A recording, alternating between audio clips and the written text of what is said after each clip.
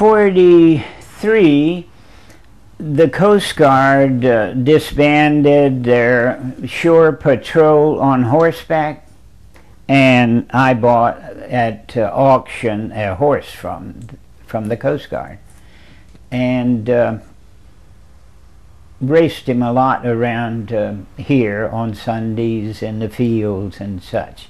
Won approximately 100 races in a row because I weighed 120 pounds and a lot of the other riders were 200 or more. And where would you race at Commercial and Dixie in John's pasture every Sunday morning for a whole year there. There'd always a lot of gambling, a small crowd, and a lot of gambling went on. In '44 and '46, I was taking riding parties into the Glades overnight. We'd camp out there, young men. And I was active in the Methodist Church. I taught Sunday school. I worked in the Lions Auxiliary. We did a lot of checking children's eyes at the elementary school. We bought clothing for needy children. We took them shopping. There wasn't much social life other than on Saturday nights. We had a pavilion where the City Hall stands now, is the 37th Street and 12th Avenue. We used to have square dances there on Saturday night. Every Saturday night they had a band come in, a country western band come in, and we'd have square dances. And I would imagine probably 25% of the people that lived in Oakland Park at that time would be there. I mean, it was the family-oriented place for the weekend.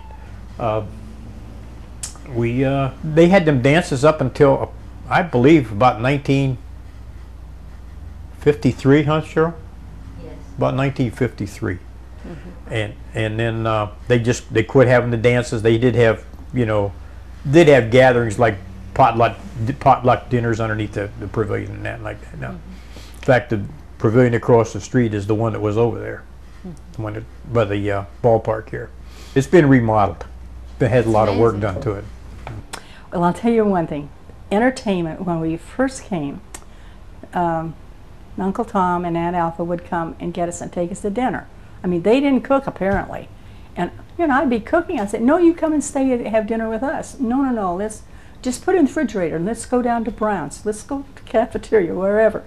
And so they come by. Let's go watch the square dancing.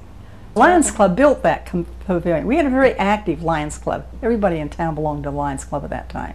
And there weren't any other clubs as far as I knew.